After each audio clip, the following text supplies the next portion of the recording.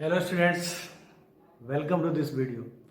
आज हम शुरू करने जा रहे हैं क्लास 11 की फर्स्ट टॉपिक, जो कि होगी हमारी law of chemical combination.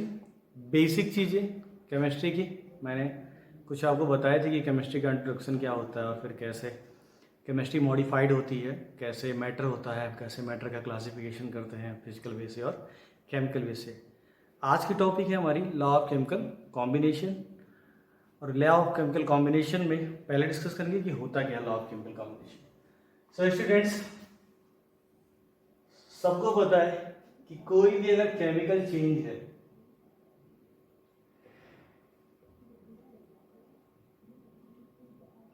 Clear, suppose किसी भी टाइप का केमिकल चेंज हो रहा है, सपोज कोई एक एलिमेंट से दूसरे एलिमेंट से कंबाइन कर रहा है और बना रहा है कुछ, तो आपको पता होगा कि अगर कोई भी केमिकल चेंज होता है, उस केमिकल चेंज में क्या होंगे, रिएक्टेंट्स होंगे। और रिएक्टेंट्स क्या होंगे, रिएक्ट करेंगे, कंबाइन करेंगे और क्या बना लेंगे, प्रोडक्ट्स बना लेंगे। तो अब रिएक्टेंट्स जो होगा वो जब प्रोडक्ट्स में कन्वर्ट होगा तो कुछ ना कुछ क्या होगा, चेंज आया होगा ना। चेंज क्या होगा, मान लो पहले कोई सॉलिड रहा हो, बाद में क्या हो गया हो, लिक्विड हो गया हो। कोई पहले गैस हो, बाद में क्या हो गया हो, लिक्विड हो गया हो। या किसी का कलर पहले येलो हो, बाद में क्या हो जाए, रेड हो जाए। तो ये सब चीजें जो है ये कोई ना कोई ऑब्जर्व करेगा ना, और ऑब्जर्व करने के बाद क्या करेगा, वो बताएगा कि ये चीजें जब यहां से ऐसे होती है तो फिर ये हो जाता है। तो उसी ऑब्जर्वेशन को अगर हम स्टेटमेंट्स में कन्वर्ट कर, जो भी ऑब्जर्वेशन वो दे, जैसे जैसे आप लोग बोलते हो कि शुगर है, शुगर को वाटर में मिलाते हैं सर तो बन जाता है शुगर सॉल्यूशन। तो ये भी एक लॉ हो गया कि शुगर सॉल्यूशन में शुगर को जब भी आप वाटर में मिलाओगे तो क्या बनेगा, शुगर सॉल्यूशन। तो ऐसे सेम प्रोसेस हुआ। सेम प्रोसेस क्या हुआ कि जब भी कोई केमिकल चेंज हुआ, जब भी कोई केमिकल चेंज हुआ तो उस केमिकल चेंज का जो ऑब्जर्वेशन था, the observations, the observation when converts into statements known as laws। बात समझ रहे हो कि कोई भी स्टेटमेंट्स हो और उसे अगर जो आप कन्वर्ट कर दे रहे हैं किसमें, लाज में, तो वो आपका क्या हो जाएगा, कोई भी स्टेटमेंट्स उसे आप कन्वर्ट कर दो, कोई भी ऑब्जर्वेशन है उस ऑब्जर्वेशन को आप कन्वर्ट कर दो किसी स्टेटमेंट्स में, तो वो स्टेटमेंट्स क्या हो जाएगा, कोई लाज हो जाएगा। क्लियर। जैसे स्कूल है, स्कूल में टीचर्स ने बोल दिया कि 30 मिनट्स के अंदर ये काम होना चाहिए, जो क्लास की पीरियड्स हो 30 मिनट्स के अंदर फिनिश होगी, आपको ये वर्क कर लेना है। तो भी क्या है, एक रूल हो गया, एक लाज हो गया। तो ये सेम यहाँ भी है कि कोई भी ऑब्जर्वेशन का मतलब कि रिएक्टेंट जैसे कन्वर्ट हो रहा प्रोडक्ट में तो क्या क्या चेंज आ रहे हैं, उसी ऑब्जर्वेशन को अगर हम स्टेटमेंट्स फॉर्म में कन्वर्ट कर दें तो वो क्या हो जाता है, लाज। और लाज ऑफ केमिकल कॉम्बिनेशन में आपका जो फर्स्ट लॉ है वो आपका है लॉ ऑफ कंजर्वेशन ऑफ मास। ठीक है, वीडियोज बहुत बड़े नहीं बनाएंगे, एक एक क्लास का बनाएंगे। तो law of conservation of mass, students इसमें ट्रिक क्या होगा आपका, की पॉइंट क्या होगा कि देखो यहाँ पे क्या कर रहा है कि मास को कंजर्व कर दो, यानी मास को क्या कर लो, आप फिक्स कर लो और क्या कर लो, कांस्टेंट कर लो।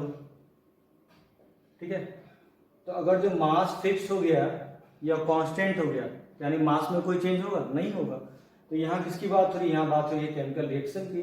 तो रिएक्शन में क्या होते हैं, रिएक्टेंट होता है, तो यानी रिएक्टेंट का भी मास क्या हो, फिक्स हो। और क्या होता है, प्रोडक्ट्स होता है, तो यानी प्रोडक्ट का भी मास क्या हो, फिक्स।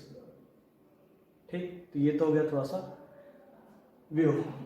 अब बात करते हैं कि ये स्टेटमेंट किसने दिया, तो लॉ ऑफ कंजर्वेशन ऑफ मास का जो स्टेटमेंट था उसको फादर ऑफ केमिस्ट्री के नाम से जाने जाते हैं, लेवोशियर। इन्होंने 1774 में इस लॉ को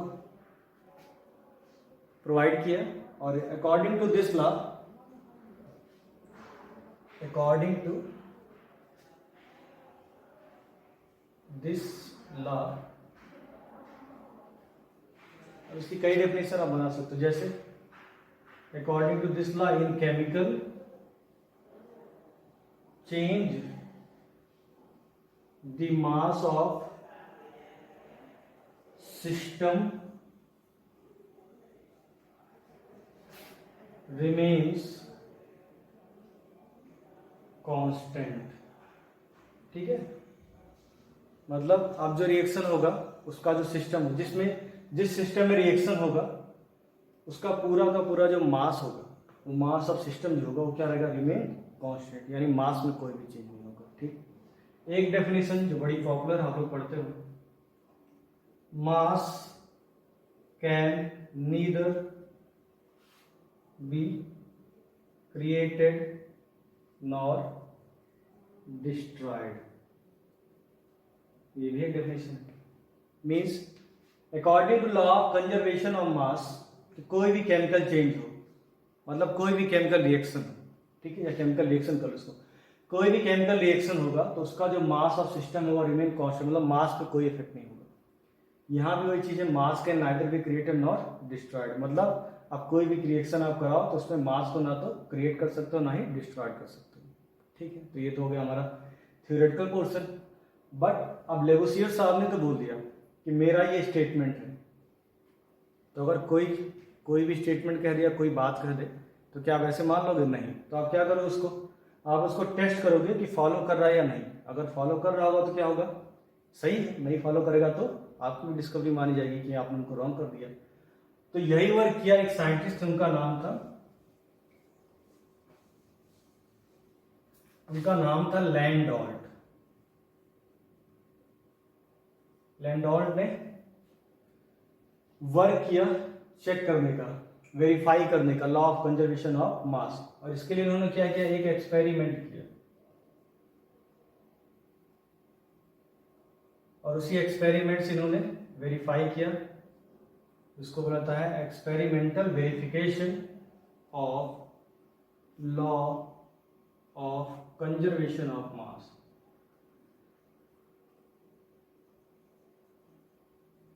लॉ ऑफ कंजर्वेशन ऑफ मास क्या, कैसे किया इन्होंने? सो ही taken लैंडॉल्ट tube.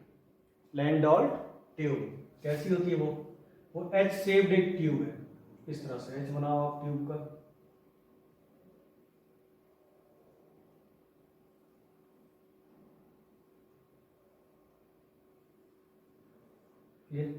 It is लैंडॉल्ट tube और एच ट्यूब, एच ट्यूब और लैंडॉल्ट ट्यूब।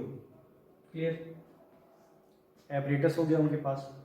व्हाट ही डन, इन्होंने इस एपरेटस में एक सिलेंडर में भर दिया NaCl का सॉल्यूशन एक्वस फॉर्म में, दूसरे में भर दिया AgNO3 सिल्वर नाइट्रेट का सॉल्यूशन। अब ये दोनों तो रिएक्टेंट्स हैं, तो इन्होंने क्या किया, पहले रिएक्टेंट्स का जो वेट था उसको मेजर कर लिया, मेजर करके एक जगह लिख लिया, जो भी होगा XYZ उन्होंने लिख लिया। ठीक, लिखने के बाद क्या किया, लिखने के बाद उन्होंने क्या किया, एच शेप्ड को सेक कर दिया, और सेक करने से क्या होगा, NaCl रिएक्टेंट्स है, AgNO3 आल्सो रिएक्टेंट्स, दोनों आपस में क्या करेंगे, रिएक्ट करेंगे। रिएक्ट करने के बाद क्या करेंगे, कुछ प्रोडक्ट फॉर्म करेंगे। तो क्या प्रोडक्ट फॉर्म करेंगे? सो NaCl when react with AgNO3 to form NaNO3 which is known as sodium nitrate plus AgCl in precipitate form। ये डबल डिस्प्लेसमेंट रिएक्शन है, डबल डिकम्पोजिशन रिएक्शन है, सबने पढ़ा होगा छोटे क्लासेस में, नहीं पढ़ा होगा तो कमेंट सेक्शन में करना, इस पर एक वीडियो बना देंगे। क्लियर? सो अब क्या हो गया, अब ये रिएक्टेंट्स था, इसका मास उन्होंने ऑलरेडी क्या किया था, मेजर करके रखा था। अब प्रोडक्ट्स बनने के बाद उसका भी मास इन्होंने मेजर किया, तो दोनों मास क्या आ गए, सेम आ गए। और जैसे ही मास सेम आए तो इन्होंने बोला कि हाँ लेवोसियर साहब की जो बात है वो सही है, और उसके बाद एक फॉर्मूला ड्राइव हुआ, total mass of reactant is equal to total mass of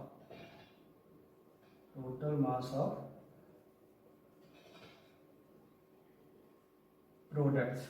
ठीक है, जनरली आपको ये मिलता है, mass of reactants is equal to the mass of products. But होता क्या है, कुछ रिएक्शंस में क्या होते हैं कि जो रिएक्टेंट्स होते हैं वो अनरिएक्टेड रह जाते हैं। तो एक लाइन आप यहां बढ़ाओ, plus unreacted mass of reactants. ठीक है स्टूडेंट्स, इससे न्यूमेरिकल जो होते हैं स्टूडेंट्स वो सिंपल होते हैं। जैसे आपको रिएक्टेंट्स में एक का मास दे देगा और प्रोडक्ट्स में दोनों का दे देगा, तो आप क्या करोगे, प्रोडक्ट्स के मास को ऐड करके रिएक्टेंट्स के मास को माइनस करके निकाल सकते हैं दूसरे का। तो इससे जो क्वेश्चन बनते हैं एनसीईआरटी में तो फिलहाल है नहीं, बट अगर एक दो क्वेश्चन होगा तो प्रैक्टिस करा दिया जाएगा आपको। ठीक है, अदर साइड बुक्स में अगर मिलेगा। So total mass of reactants is equal to total mass of products. ये हो गया आपका फॉर्मूला।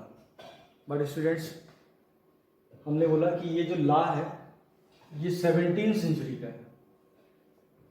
तो क्या 17वीं सेंचुरी से अब तक केमिस्ट्री में कोई रिवोल्यूशन नहीं हुआ, कोई चेंज नहीं हुआ? तो आंसर होगा हाँ हुआ है। हुआ ये है कि अब जो रिएक्शंस हैं, सब तो नहीं लेकिन कुछ रिएक्शंस ऐसे हैं which do not follow this law. कौन से रिएक्शंस होंगे? तो वो रिएक्शंस हैं आपके nuclear reaction. Nuclear reaction does not follow the law of conservation of मास।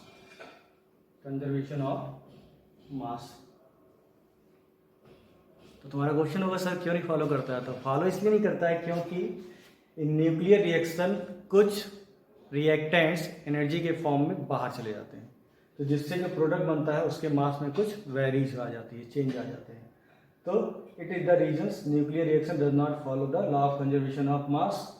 तो इसको रिप्रेजेंट करने के लिए लिख सकते हैं E is equal to delta MC square, क्योंकि ये फॉलो करता है। बाद में ये क्वेश्चन आ गया था और अभी हम इसको भी वर्क करते हैं, थोड़ा बहुत इसको भी वर्क करते हैं। So students, in law of chemical combination सिर्फ इतना ही। मिलते हैं नेक्स्ट वीडियो में, और नेक्स्ट वीडियो होगा आपका कोई दूसरा लॉ का, जैसे कि लॉ ऑफ मल्टीपल प्रोपोर्शंस।